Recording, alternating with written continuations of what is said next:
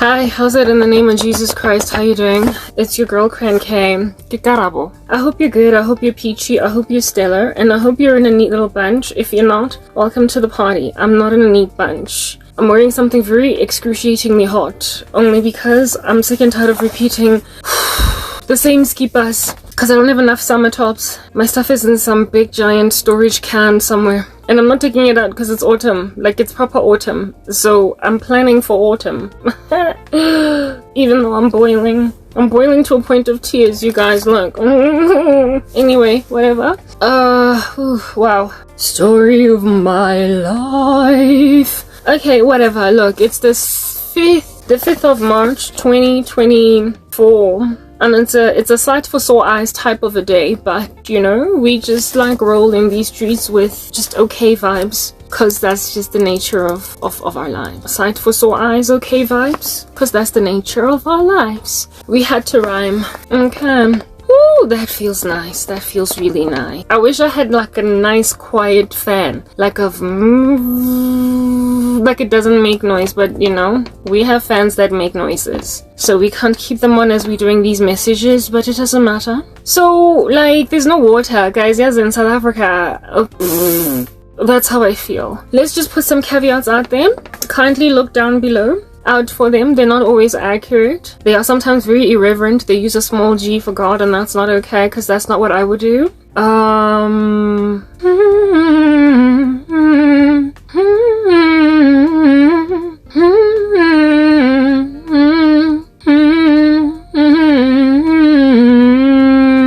I rewrote that song once upon a time, and it just rang in my head. Isn't she lovely? At his throne, hearts made of something, their minds of stone. Knowing his secrets, she's his own. Hello, she's welcome home. Cause I rewrite music, that's what's good. My captions, they're not that great, but you know, one day's one day. Only look at the ones for my shorts. Those ones are good. It's my shorts. I have time to edit them. But nah, hey, long form content. Who is out here trying to make sure that the captions are right for somebody talking over 2 hours, an hour? It's okay. I'm too heartbroken, and I'm going nowhere. My YouTube channel is too small for that kind of rubbish. So sorry, we're gonna get a Gen Z one day. Gen Z gonna be out here editing my captions for a small fee. Yeah, cause it's gonna be small. Cause everybody starts somewhere, okay? Don't be pushy. Oh, and then I'm wearing makeup. Potentially. Application makeup might be bouncing off and on like hazards on my face. If that's the case, I'm not shapeshifting, I promise. I promise you. Anyway, woo, I have a segment. I'm only human after all. I'm only human after all. I'm only human after all. I'm only human after all. And please don't take a jab at me.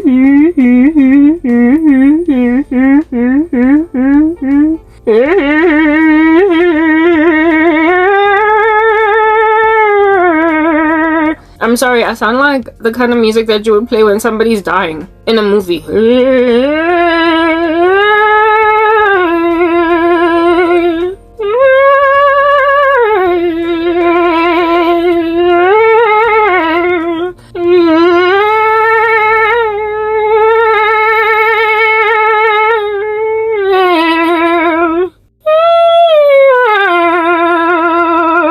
Like, you know that sorrowful violin? I got those pipes. Anyway, boom. Like, I was literally just trying to blush my cheeks to show you that when you prick me, I bleed. Booyah. If you slap me, I go ooh.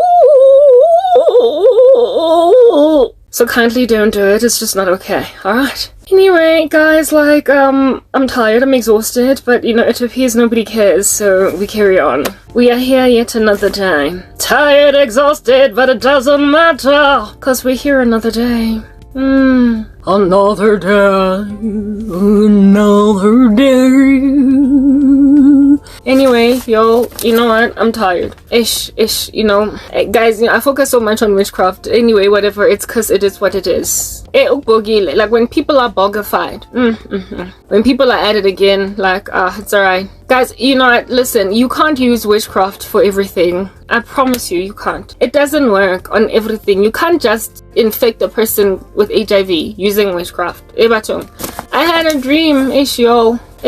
In the dream, I just kept getting a hazard flash saying HIV only, HIV only. I told you guys that are those my captions? I told you guys that my ex-boyfriend like, he just wants me compromised in some way so I don't ever get happy in love. Dude, what does it profit a man to gain the whole world and yet lose his soul? He's been trying to get me infected with HIV for so long. Pretty much ever since I can't really say broke up, but a couple of years since the breakup, just to spite me. Because he knew that was like one of my biggest fears. And I dreamt about him going back to the drawing board again with that particular spell. Like, I'm concerned about that guy because he's gonna die. He's gonna pass away. I once upon a time had a dream, like maybe 3 or 4 weeks ago, of his mother freaking out and what is this? And freaking out, she was panting, like she was panicking that her son is gonna die because he won't leave me alone. He won't leave ex-girlfriend Yakona alone. And she's convinced that my prophecies are true. I don't know why they're watching me. They shouldn't. In that family, they should just walk away, like leave me alone, unless they want the gospel. I don't know.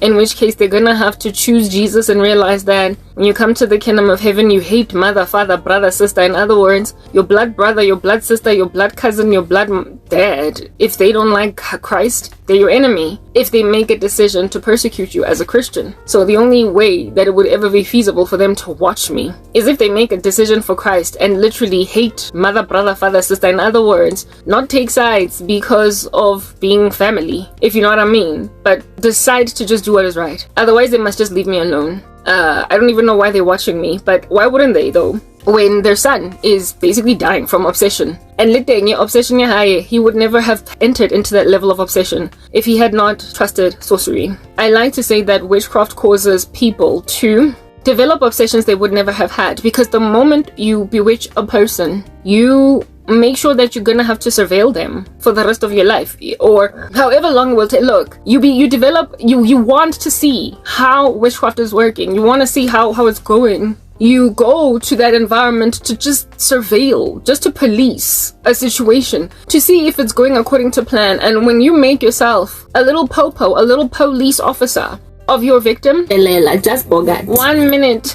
When you make yourself the police officer of your victim, you are very unfortunately on that day going to find yourself severely wanting because you're not going to be able to live your own life. You're not going to be able to focus on your own thing. You're not going to be able to focus on your children, your business that you're starting. You get my point, guys. Witchcraft creates obsessive compulsives out of people. I promise you, my ex-boyfriend, like that guy would have been alright. He would have been fine, peachy, flying like a dove. Over time, he would have healed. He would have overcome. And it's not like I dumped him on some phone. He passed me so much shade. Yes, like it. So much attitude. There was a time when I was prepared to talk and he just did not pitch to the date. We were supposed to talk. His mother called me on some my son is ish o e like proper all the vowels. She was saying them e o u. The mother was out here trying to negotiate for her son because she could tell that her son was messing up with a woman that he couldn't afford to lose, and then he lost me anyway. That was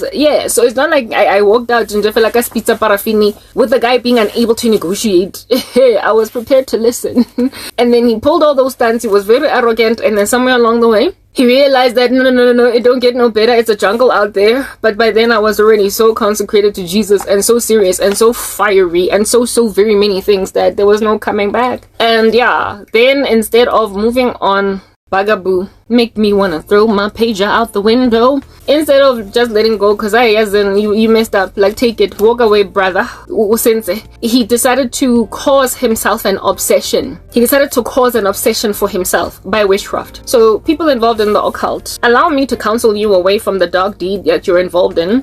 if you don't want to find yourself being a menacing creep in the life of a person, also if you don't want to give yourself an addiction, a habit, if you don't want to give yourself a compulsion, do you understand, that you never had before, you will walk away from sorcery. These things are demons, they're entities, and they love to latch onto people for dear life. They love to kill, steal, and destroy. They're demonic, they're satanic, they're the devil's work. They're the devil's work, right? So they steal, they kill, they destroy. And they steal, kill, and destroy people in the wilderness, but they also steal from, kill, and destroy the individual in question that is practicing. So they will magnify emotions and sentiments that frankly, if you just left them alone, they would have just withered away by themselves. The Bible says, resist the devil and he will flee from you. When you don't let yourself heal over time, cry, do what you need to do, eat some pizza over a person that you are no longer with, that has ditched you, that has kicked you to the curb like a soccer ball, when you don't allow yourself time to literally get over it,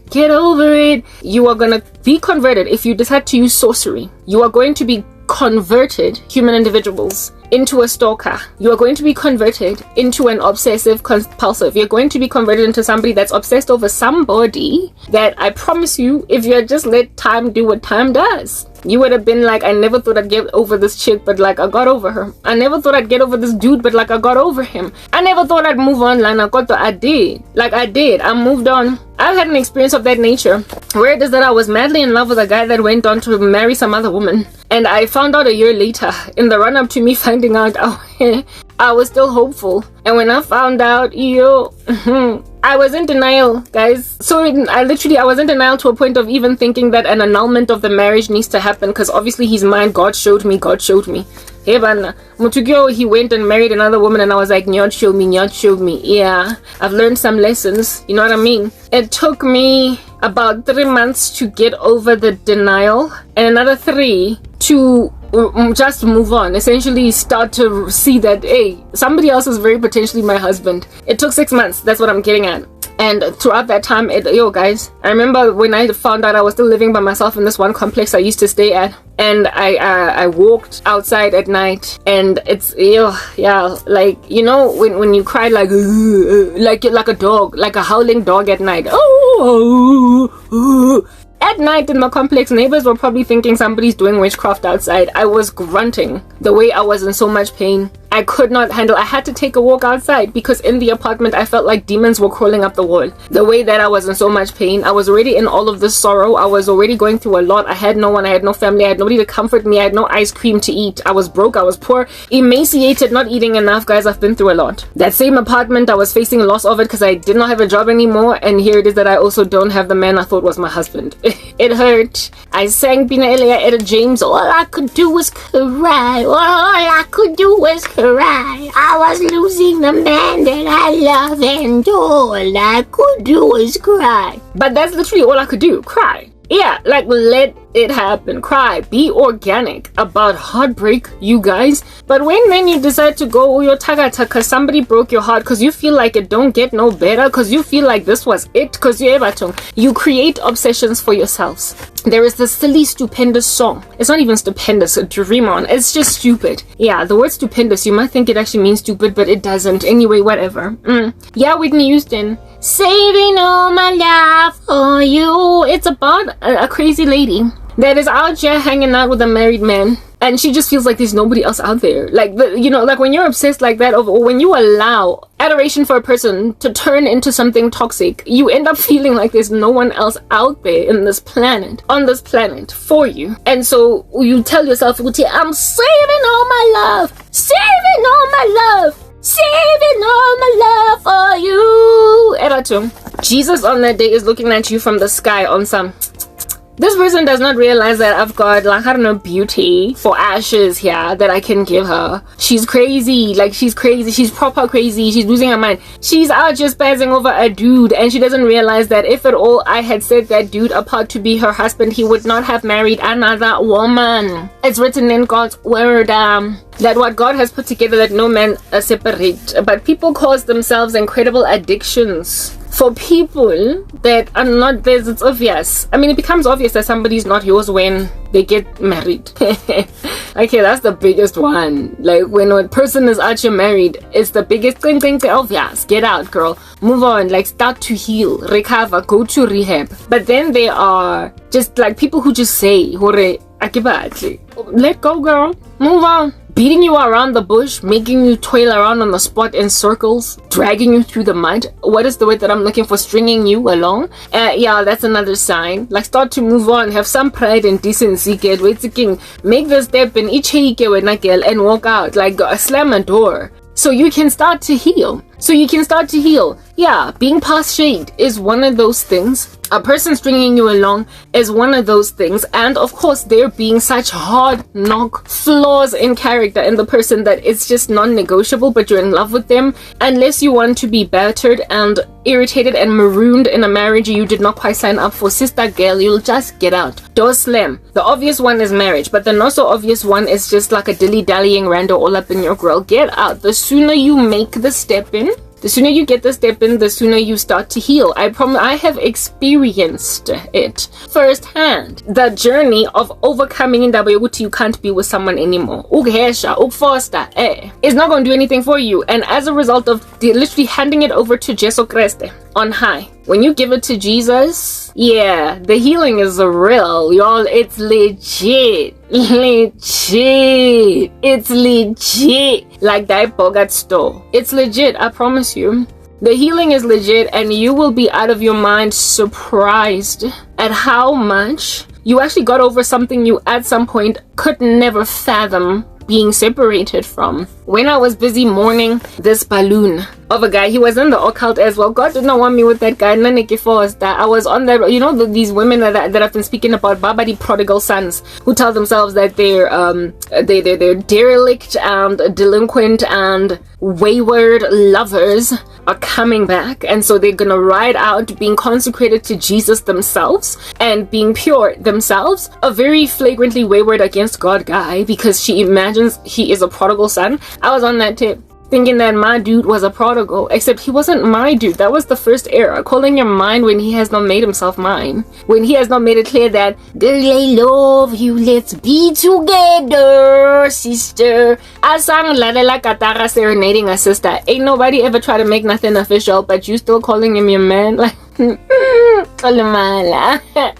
don't be calling nobody your man unless he's made it clear that I'm yours. If a guy does not call you his woman, please do not call you him your man. Just don't do it, okay? Don't be calling nobody your man unless he's called you his woman.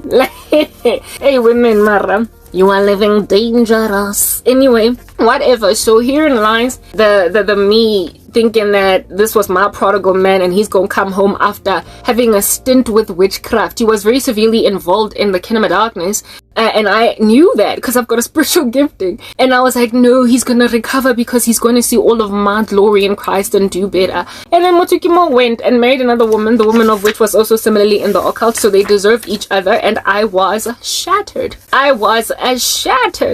And throughout, by the way, the year before I found out that he was married to somebody else, God was giving me hints. He was showing me hints. I once had a dream of Binaya Beyonce, what goes around comes back around, hey, my baby. You know how in that song she's gloating to some ex-boyfriend that messed up? And she's like, thank God you blew it. Thank God I dodged the bullet. So over you, baby, good looking out. Yeah, I dreamt about Beyonce, not Beyonce, but like that guy being like Beyonce in the music video. Yeah, what goes around comes back around, gloating on me. Like, I had not done anything to deserve this guy saying what goes around comes back around. But like, apparently, allegedly on his wedding day, he was gloating that he's marrying someone else, and God was like, that's how this man feels presently. You're busy talking about how it is that he's your husband and he's marrying another woman, saying, thank God you blew it, thank God I dodged the bullet. I'm like, I was never even with you. I did not give you grief. I was not the woman that passed you up. I've just been waiting around here thinking that you're my man, and then you gloat. When you get married, God showed me that. I did not see it for what it is, because I could not understand what I was seeing. At the end of the day, I still thought he was my husband, and I didn't know he was married. So when I saw that dream, I was like, I don't know. Why would that guy be gloating over me? Kalingano. Kanti that was God showing me the person you think is your husband is married to someone else. Go Google, go find out, go to Facebook, anything, just find out that he's married so you can start to heal. Took me a year. It took me a year, but then again, his social media was very dry. He did not have much public, what is this, like online presence. So it was very hard for me to find out what's going on with his life. And when I did finally find it, it was exorbitantly shattering. And it turns out he even opened Facebook because he was trying to upload photos for Lingano Lahai. I was out of my mind, broken. I was shattered. I was devastated. How did I find out that he's married? I finally found him on Facebook after years of looking for him on Facebook. I couldn't find him because there was just so many of the same kind of name on Facebook, but then he finally changed his profile picture and then I recognized it. And when I clicked on it, I saw married to ABC. I was like, what? I was so broken. I was so shattered. I was like, he went and married somebody. He proper did that. Like, he did that. But like, it was always me. Anyway, whatever. Took me 6 months. All right. And during the time when I was grieving, when I was mourning, the what I would call loss, because it wasn't really a loss, I wasn't even with him, okay, but like the lack of reality, the unreality, when I was mourning the unrealistic nature of our alleged we're coming together, when I was busy mourning my lack of reality concerning this man. Thank you very much. Yes, now we said it properly. The Lord told me very audibly, like with words I could like properly, it was like the writing on the wall in the book of Daniel, the way it was so audible. I remember I was in the bathroom in my apartment brushing my teeth at night, and I was looking at in the mirror as I was brushing my teeth, and I was all bereft. My eyes were puffy. I had been crying, and the Lord said very audibly, let's say his name was Mr. Man. Yeah, he was like, you're in love with Mr. Man now, but there is one who is coming that you're gonna love a lot more. Yeah, he said you're in love with Mr. Man now, but there is one that is coming that you're gonna love a lot more. And the way that I was in so much denial, like after I had just found out, right, about the fact that he got married, the way I was in so much denial, and the way I was in so much pain, and the way I just was still so much in love with this guy, I was like, I don't want, literally, I heard an audible voice by the Holy Spirit, and I responded with words on some, I don't want him, I want him. I probably said to God, but I don't want somebody else. I want him. I literally said to God, I don't want someone else. I want him. You know when you're stubborn? Yeah. The Lord told me, you are very much in love with Mr. Man right now, but there is one coming that you're gonna love more. That was years ago. Years, guys. Like years. You're like, ooh, years. How old am I now? I'm 39. I could have been 33. I could have been like 33. Exactly. Because I found out a year later that this guy got married. He got married literally in the December of the year when I lost my job. And then I found out the next year I lost my job in 2014. And in 2014 I had turned 30. And then 2015 I was 32 going on 33. Yeah, I was 32 going on 33.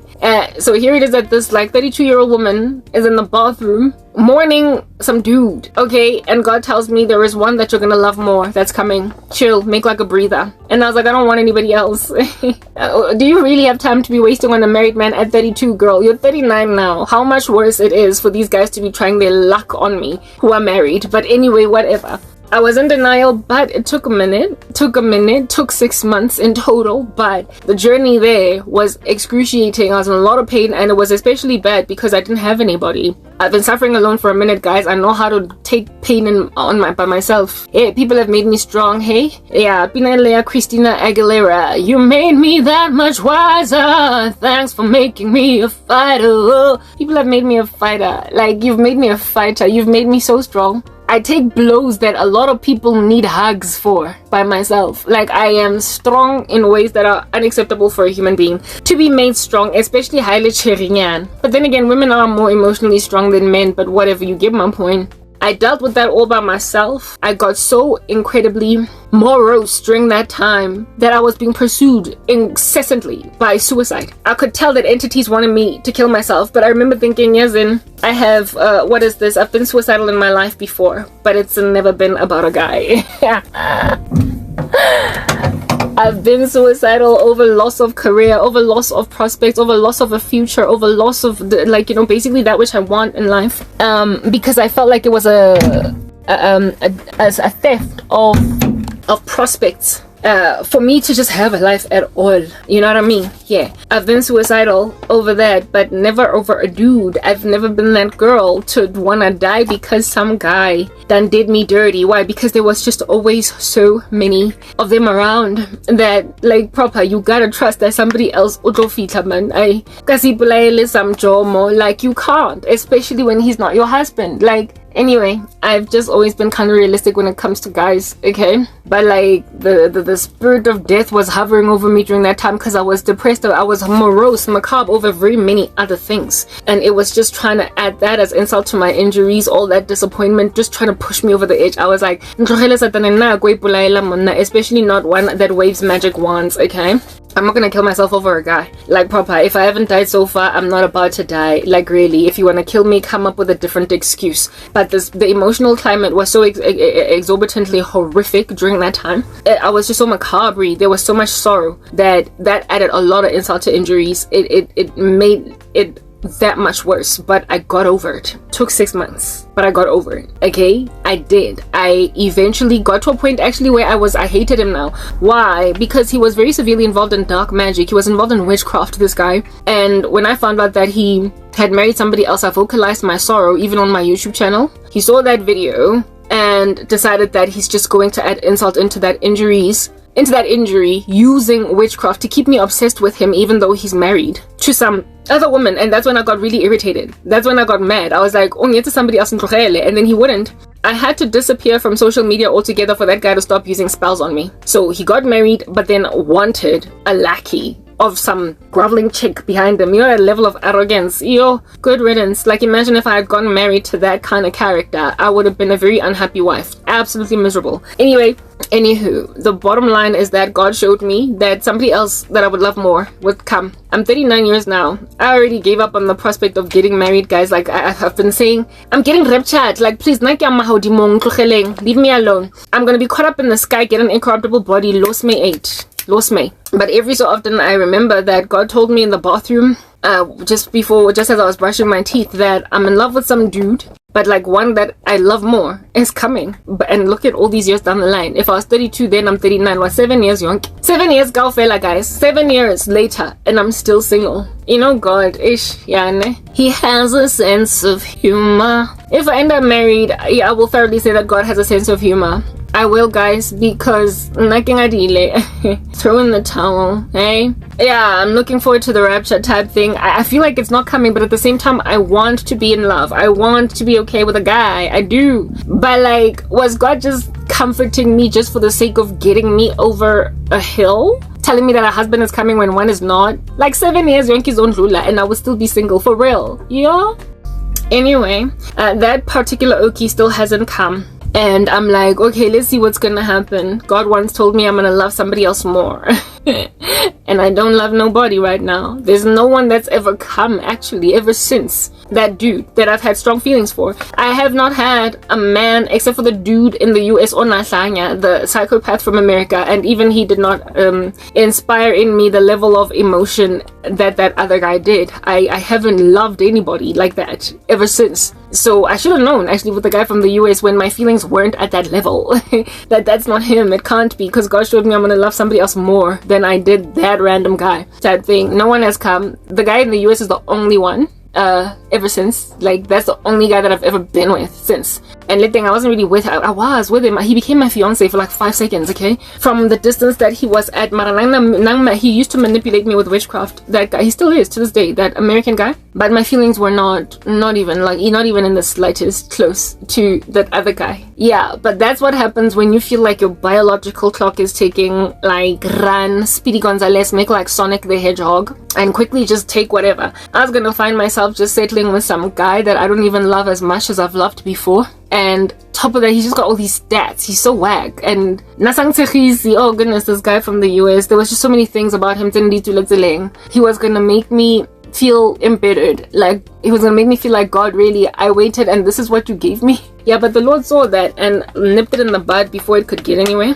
Type establishment thing. But being 39, turning 40, for crying out loud, I have kind of thrown in the towel. But what I'm trying to explain to you guys right now. Yesterday I actually made a joke about how it is that, like with Sarah, I'm laughing. Oh, when God tells me, you're broken, you're breaking through, you're coming out on the other side. You're about to pierce into some wonderful space. I don't know. Crancat, how old she? You know, South Africa, there's no water. Yes, love. Burst pipe. Because how long does it take to correct that? Yo, ish. Man, gosh, it's too hard to not be showering at this point. Anyway, whatever. Hulukile, guys. I'm going to bed. I'm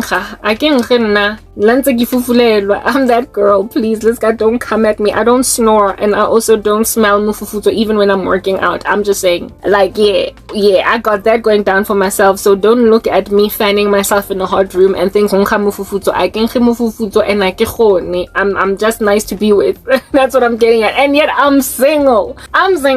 That's what's good, but it's all good in the hood. It doesn't matter. I don't care anymore. But what I'm trying to explain right now is that my ex-boyfriend, the same devastation that I felt once upon a time over some dude and conquered, he refuses to go through it and conquer. And nakona uziphonsile. He threw himself into that devastation because, like I said, there was a time when I was prepared to talk baga. I was chilling, waiting for you to meet me somewhere. And you stood me up, and your mama was the one that called me telling me that my son is not going to be able to make it. Cause like,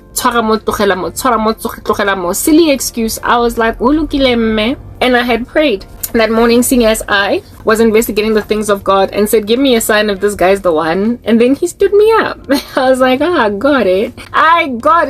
And I moved on. And then he tried to come back a whole year. Kabang. Utate a year. Guys, go February, January, February, March, April, May, June, July, December, January, February, March, April, May, June, July, August, September, October, November, December, Yonk. Go fail. You know when people are arrogant.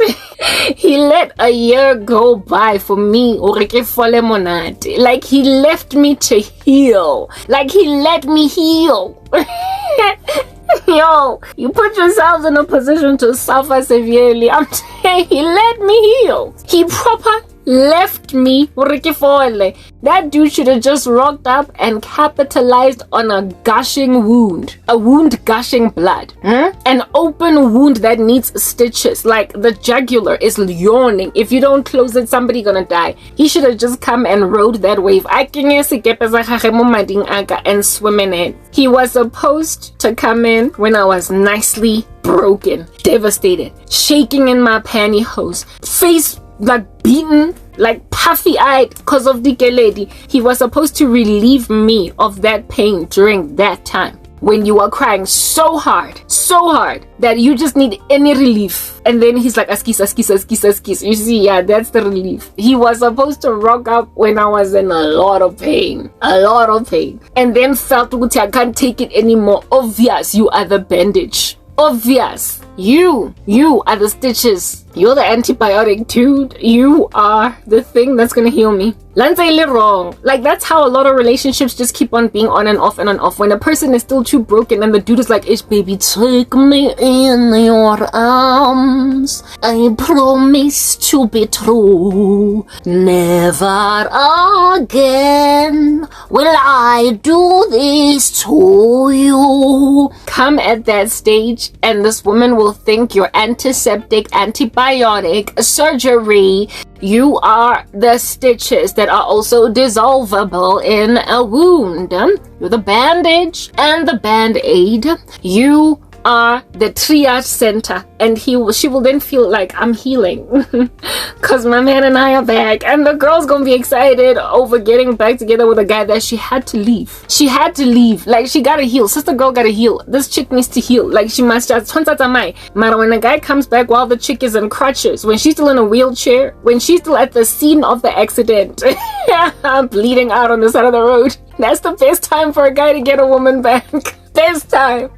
You need to come back when she is bleeding out, because if you let her die from those wounds, in other words, if you let her move to the next phase of what's the word that I am looking for, of loss, you can dream on. Like you're not getting back. You know that song, R. Kelly? Is it R. Kelly and Sparkle? When a woman's fed up, oh mama, there ain't nothing you can do about it. Nothing. There's nothing you can do about it when you let that woman bleed to death on the side of the road. Once she overcomes that hurdle, when her stitches are healed and all that's there is some keloid scar, Auzobuya boy, dream on. Like literally, dream on. Dream on. And God made my ex-boyfriend so naive, and he made him so defeatist that he left me to develop scarring that healed, and for me to be in a coma and get out of it. He left me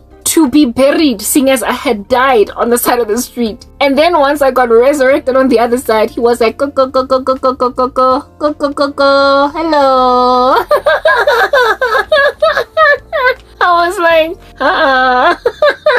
you know, my ex let me heal so bad, ne? He left me to heal so badly that before, like, I got born again because of what he did, right? I got saved. I had to cry to Jesus the way I was in so much pain. And then I called a meeting with him, seeing as our breakup was so ugly. I called a meeting to get closure with him. And at that meeting, he thought I would be like, baby, I want you, love, come back to me. He thought I was going to sing him a ballad, ne? But I was just getting closure because we don't get to be together for that long. And us break up, but I mean proper, we shared 5 years worth of memories together. Okay, like, let's not be immature babies, all right? And I wanted to evangelize him. I wanted to reach him for Jesus. So I bought him a whole bunch of gospel literature. And at that lunch, where it is that we met at the mall, for us to get closure, he was sitting there, ne? He got there before me, as usual. I was always late.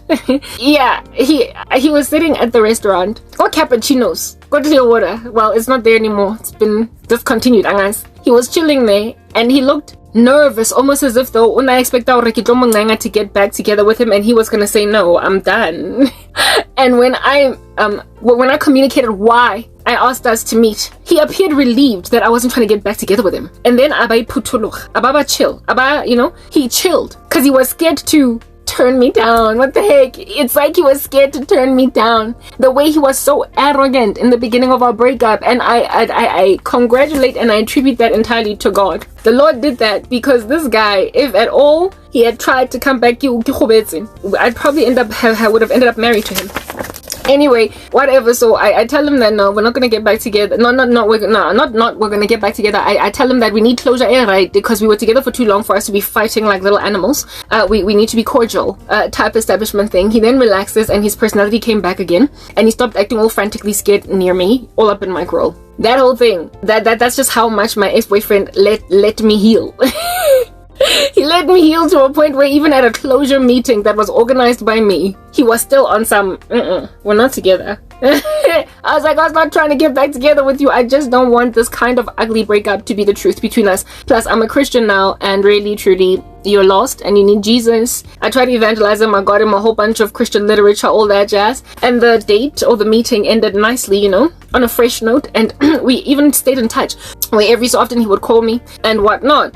That's how it is. That it was. And then like not even contacting each other anymore. Like we were so cordial that there was a time when I had like a surgery at a hospital, and the guy was the only one that I could call to take my car from the hospital premises so that I don't pay for parking to go Habona, because my mom was pulling stunts and passing me shit, and my cousin was my family members were just not around. Neither were my friends. Like it's you know, I've always just had such bad friends. Anyway, whatever, no one was there for me, so I was like, I guess I gotta call an ex-boyfriend type thing. And I called my ex, and he was the one that came to fetch my car from the hospital and parked at Karabo for the days and picked me up in my car, and then I drove him back home, dropped him off Karabo when I was ready finally to drive, and then I took my car back. And throughout that whole season, he was I can't really say that he wasn't trying to. He was already sort of kind of trying to come back, but he was scared to. I don't know what was going on, but he definitely did not vocalize that.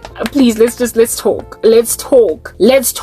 One time he tried to, like, you know, maneuver a kiss in when I was hugging him goodnight, and I pushed back on some, we don't do that anymore. We don't fornicate. We don't just make out in street corners anymore. Relax, boy. You're not in Christ, and I'm not about to be with you. But he literally left an entire jar. January, February, March, April, May, June, July, August, September, October, November, December. 12 months. If it lets, maybe even slightly more than a year. He left me to heal over a year. Motho o tlogetse jara hore e fofe kaofela e felletse, guys. How you gonna let a woman that you've been with for 5 years that you're still in love with heal for a year?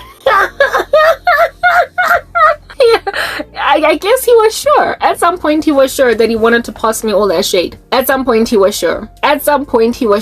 And then I think what happened there was that and then it's a jungle out there, and then he was like, I want Karabo back. I think that's what happened. He told himself these days like he bogat. So really and truly ngizophuma kuye ngiyothola kamnandi ngiyothola into enhle ngaphandle wahlangana namabush wahlangana noTarzan noJane akopana le Godzilla, and he was like, Karabo. And then when he tried to come back, Karabo was so born again. She was so consecrated. She was just so godly. She was so Jesused up that this guy was shut out. He could not come in. It was impossible. So, I mean, when you leave a human individual, why are you shocked and surprised when they don't want you back? Move on that day. If you try to come back to a woman and she's like, no thank you, leave her alone, poor dude. And I say poor dude because if you don't leave her alone and you make like these South African bugaboos, and then you decide that you decide that when you decide that you're gonna take revenge for rejecting you, and then you block her, you make sure that she doesn't get married, you even go out of your way to be so petty as to try and give her HIV through some dude and claim he's negative, have sex with her, and then next thing the chick's bill of health is destroyed. My ex got that low. Like, how low can you go? Proper arriba at the Caribbean. Underneath that pole, how low can you go? How low can you go? Ex-girlfriend your own wife. You had your own children, you had your own wife, and then you want Karabo to have no husband or to never be able to have children, even though she wanted them, even when she was with you.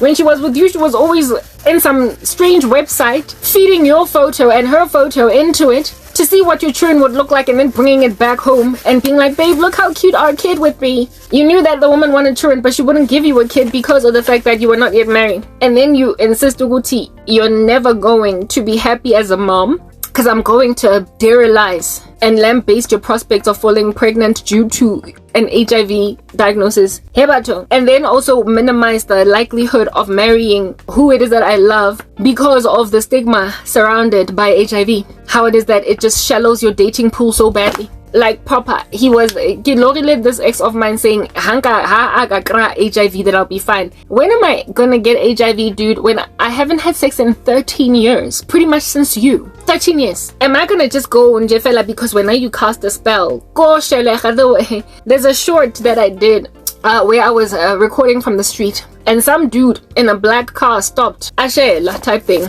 Very handsome guy, but like, I don't respond to people pursuing me just on the street because you can't possibly know I'm Christian, so he highly unlikely in and of himself is Christian. But he was a cute dude, so must I, because dude because he was a handsome guy that looked like he also smelled good, must I then just go and have sex with him because you drew him to me, given that he was HIV positive, let's say? And then like proper, forget about 13 years of chastity because I am mind controlled by witchcraft. That's the level of naivety of sorcery. I'm mind controlled by witchcraft so badly that I will throw away 13 years of chastity just to have sex because you decided that I'm going to sleep with the first guy on Shela. I'm just gonna go sleep with him, and oops, I'm gonna forget to use a condom too. And here it is that I'm HIV positive, so your witchcraft worked? Yo, you know what? That's like, it makes people crazy.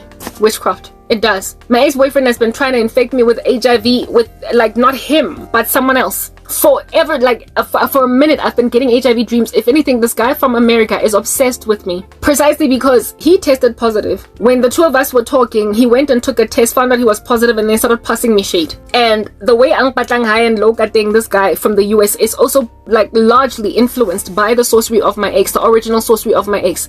A man that's HIV positive wants you desperately enough until you take him, and then you end up with it. That's how witchcraft works. It's by suggestion. So if at all somebody wants you to contract HIV, they will draw people who are positive to you, and they will pursue you so incessantly that you will end up with one of them and then contract it. It works by influence. So the best way to protect yourself is to just get saved, be born again. Once you're saved, you will avoid things like fornication. Is that basic? So that's the first protection. However, once you do meet a man and the two of y'all are courting, and you're about to get married, seeing as you both have a history of having sex before, you gotta take a test. So you confirm with your future husband that the two of us have a clean bill of health, and that's what in the world under heaven goes down. Whatever is a deal breaker at the beginning of a relationship, you need to speak about stuff like that. And for me personally, HIV is a deal breaker. Why? Because I want to be a mom. Never mind that. I also don't want to be uncomfortable during sex. I don't want to go through all that whole thing that people who are with HIV positive people go through. All of the meds they have to take. I don't want to be on chronic medication without being sick. I also don't want to use protection. I don't want condoms.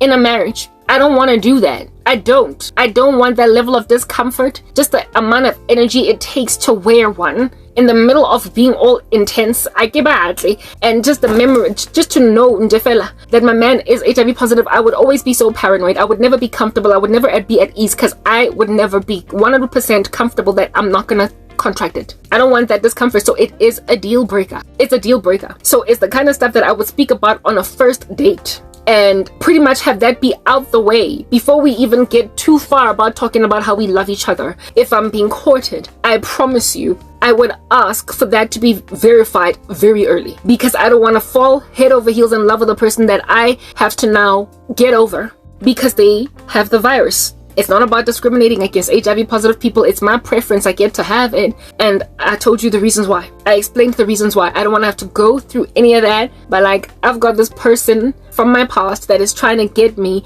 to contract a virus that I am so careful to not get. 1, consecrated to Jesus so I don't fornicate. 2, when I meet a man, should I meet a man, if that's what God is doing, I will find out within a week, 2, 3 of us courting and talking what under heaven his status is. I will find out early. We will do stuff early. Even if we get married after a year, I'm not going to let myself twist in a wind, a vortex of falling in love, spiraling down heavy with a man only for me to be like, I can't be with you. It's just not going to happen. So, y'all, witchcraft does not just, you cannot think that you can just mess with people's brains. Okay? You can't imagine that you can just take people's mental autonomy, cognitive autonomy, mind individualism to think for themselves, essentially. You can't imagine that you can just rock up and change a person's ability to think for oneself overnight. The guy from America tried to make me accept him with his status.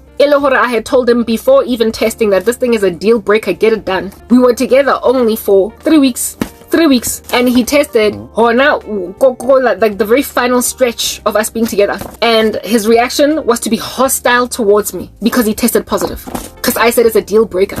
He was excited and then realized that he can't. He tried to accept that I don't want to be there, but then was so in love that he was like, I can't, and then decided to use witchcraft to make me accept him with his status. I've gotten a myriad of dreams. A lot of the dreams involve condomizing. A lot of the dreams involve taking PrEP. A lot of the dreams involve, basically this guy being like, look, it's possible for you to be with an HIV positive man and not get it. I know, but I just don't want to go through any of that. Like, leave me alone. Plus, on top of that, so I don't want you because you're a witch, and on top of that, your stats are whack. You're definitely not from God. There's so many things I was compromising concerning with being with you. You and your 2 ex-wives and some kids you're not even taking care of. You're just not the guy for me.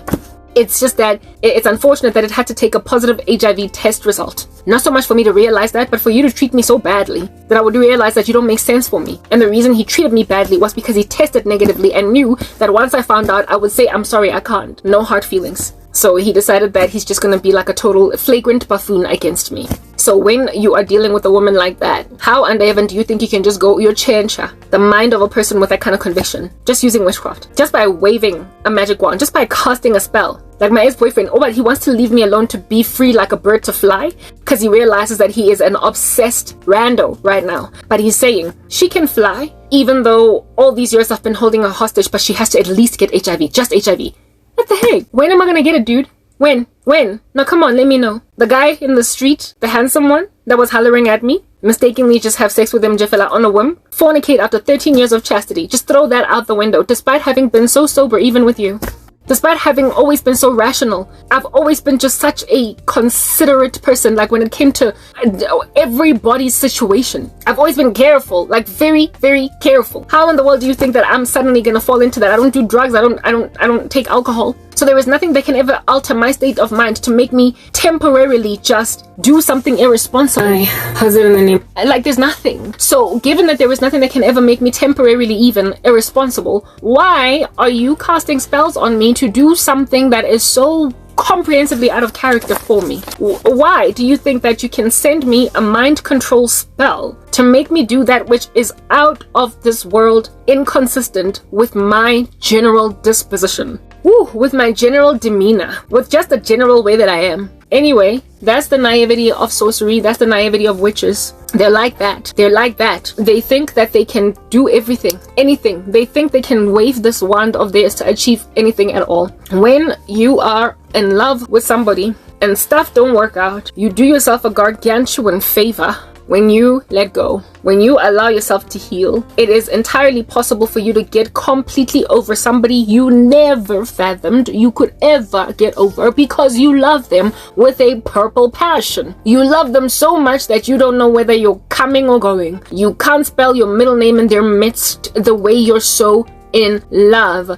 Yeah, it's absolutely possible to conquer that. It's written in God's word that all things are possible for him who believes. Also, that what's impossible with man is possible with God. So while we flounder in all of the poignancy of emotion that we feel towards each other, however passive those emotions are or aggressive, bottom line is, there is nothing too hard for the Lord. Is there anything too hard for the Lord? Nah, of course not. So seeing as there's absolutely nothing in these streets that is hard for Jesus, we have got to trust upon giving our lives to Jesus, that he can help us overcome a violent romance, a violent crush, an exorbitant emotional stirring. Lord God Almighty on high can help us get out of that, guys. So stop putting yourselves in a position to be addicted to people and to insanity, because the devil will use it. I promise you. It is written about Satan that he steals, kills, and destroys, while God has come to give us life and life abundantly. Christ. Okay? That's what's good. Yeah, that's what's together and peachy. So seeing as the devil steals and Satan, seeing as the devil steals but Christ gives life abundantly, does it not then make sense for you to go to one who can give you an abundance of freedom from something and somebody when you never fathomed that you could ever have it before? Because when now in so much passion, you had such strong feelings for a particular person that you never imagined that you can conquer them. According to the scriptures, when you come to Jesus, you conquer even that which you never fathomed you could ever conquer, because when you were always that girl that always had to be in a relationship. Like back in the day, before I got saved, I could never be single. Like even my ex-boyfriend, the one that I was with last, that I was with for very many years, I dated him literally something like 3 weeks after, if not 2 weeks after the last boyfriend I had. I could not be single. I couldn't. It was almost like it was a snare, a trap. It felt, guys, it felt almost like there was a mountainous burden on my chest whenever I was without a boyfriend. I couldn't even enjoy myself at the club. Like I couldn't party if there was no boyfriend around. I couldn't enjoy the braai if I wasn't there with a guy. Hey guys, I had a problem, Langudra. I had a big fat chunky problem. So what that caused when I was on the come up is for me to end up dating guys that I sometimes didn't even have very strong feelings for, just so I could have a boyfriend. So my ex-boyfriend, how it is that I even ended up with him. I was dating some dude who was a closet homosexual, because like I said, I couldn't stay single. He was a closet homosexual. We broke up, not because he was a closet homosexual. Ultimately, we were going to break up because I didn't love him. He was too effeminate for my liking. He impregnated some other woman. And so we broke up, and my ex-boyfriend, I met him while I was with the closet homosexual. And because I was with the closet homosexual, I rejected his advances. And I also rejected his advances because I felt like something is off with this guy. Something about him. Akambegi, he gave off kind of criminal vibes to me that I was not comfortable with, and I told my cousin that because I met him through my cousin, and that my cousin was being picked up by her boyfriend, and the boyfriend came with his friend, my ex, okay? And then he liked me out of the girls there. We didn't hit it off because I didn't like him initially, and I was riding in the same car with my cousin. They were taking me home. The boyfriend was also going to drop me off at home, and this guy came with this guy, so he ended up being like, so who's your cousin, like hook me up type of establishment thing. And when he rocked up saying this, I'm doing edits in the background, that's what's going on. When he told my cousin that he likes me, I was like, I don't like this guy, something about him, I can beg you, I don't know what's up, alright? And my cousin was like, okay, fine, whatever, you get to choose type thing. And this guy wanted me for a while. At some point I lost my phone, and I told him, I get a number, because he wanted my cell phone number. I told my cousin, I don't even have a phone, I get that was back in the day when not having a phone was not such a big taboo as it would be in 2024. Anyway, whatever, yeah, so I had lost a phone, so I was essentially uncontactable, type establishment thing. Briefly, and I was like, this guy, how in the world even is he gonna call me seeing as he wants my number? I can actually phone, so please, like, he must leave me alone. And then he told my cousin, I'll buy her a phone just so I can call her, and she doesn't even have to be with me, just pretty much take my calls. And I found that very, very, very, very charming. So because I found that charming, I was kind of moved slightly, such that when finally I broke up with my closet homosexual boyfriend for impregnating some other female, yeah, I was like, where's that guy, the one that wanted to buy me the phone? I have a phone now, I bought my own, it's fine, he doesn't have to be all that deep. But okay, give him my number, let's see what goes down. And surprise, surprise, much to my miraculous surprise, I actually did like fall violently in love with him eventually. I went on a date where we just hit it off, like we just had a very, very forcefully powerful relationship very early on. It just, yeah, house on fire very quickly.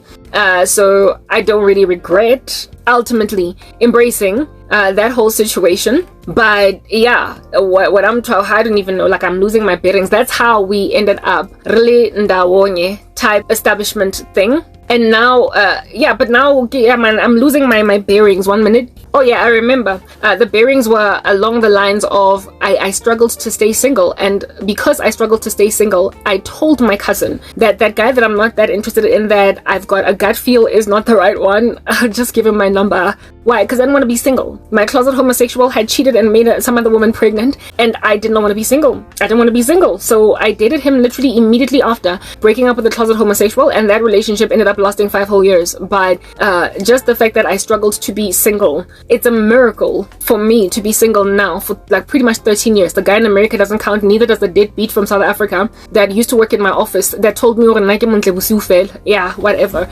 They don't count. They don't count because they were not real relationships. They did not last. The one guy lasted 2 months and the other one lasted 3 weeks. And so really, they don't count, meaning that I've essentially been like single for 13 whole years since that guy. For me to be single for 13 years and not be panting, groveling like a little puppy dog in order to be in a relationship, the fact that that's a whole thing, you guys, is a miracle. That is the conquering power of the Holy Spirit. That's God. God made me able to not make an idol out of being in love, out of a relationship. The Lord God Almighty got that right in me to a point where I could literally maintain singlehood for over a decade. So if God can make a woman that so desperately always wanted to be in a relationship that she would date an obviously closeted homosexual just so she's not single. If God could make me single for 13 years after settling like that, what makes you think he cannot overwhelm your strong passions for someone you feel like you can't get over? Especially you women with these married men. Like, what makes you think you cannot get over that guy? I'm so saving my life for you because you think you're Whitney Houston. And it's possible. I'm single 13 years despite never having been able to be single. And I also conquered extreme feelings for a man that married another woman. And now today I can't I'm so over that guy that it's funny to me that I was ever in love with him. Yet there was a time when I told God in the bathroom, you remember that story, that I don't want anybody, I want him. Don't tell me about some other guy coming, I don't want anybody, I want him. When I was that recalcitrant, that stubborn for some other man that was not set apart for me by God. And yet now today, it makes my eyes burn and got this onion in there to even imagine that I was interested in him at all at some point. His character is just so fallen, guys, that I can't even believe that I was in love there. I was compromising, obviously, in the worst way. And now it makes me cringe that I was that besotted. Yeah, that is just how completely God can help you conquer strongholds. The weapons of our warfare are not carnal, but are mighty in God for the pulling down of strongholds, casting down imaginations, and holding captive every thought to the obedience of Jesus Christ. Y'all need to understand, these things are real and legit, and there is evidence, proof, gawking at you, hey? Like proper, it's been served to you on a tray, like as in a restaurant, and everything, you guys. Evidence of the power of God in the lives of those that you listen to the testimonies of. It's why I like listening to testimonies. You can see transforming power. You can see a person that was a hard knock alcoholic that had been to rehab 1, 2, 3, 4, 10 times and yet kept on relapsing, being sober for 10 years. When they come to Jesus Christ, you see women like me, so addicted to ukjola, that you will out your proper date Uzomizi just so you're not alone. Date Somizi. Like, you know, that guy was such a Somizi that he struggled to get stuff done in the environment, I was a fornicator. The guy could not make his piping work. I'm trying to explain that. Like, he was that not attracted to me. And I did not even feel insecure, feeling like I'm not, attractive to him, because I understood that my man was gay. Like, I just knew that my boyfriend was gay. And so when he could not make his piping work, I did not feel some kind of way. I didn't feel like it's me. I proper did not feel like maybe can I let him cab. No, I knew that the guy's having issues with attraction over here because he's into dudes. But I stayed with him. He was such a girl. I remember when I started dating my new boyfriend, the one after him, the one Okubwanga in our 5 years. I asked him, I was like, babe, please, he was like, yes, like, Karabo, go to a salon, I'll pay. And I remember thinking, oh, wow, I'm dating a man now. He's not gonna be my girl after painting my fingernails, holding my purse, and undoing my braids. This here is a man. So when he dissed me, telling me I'm not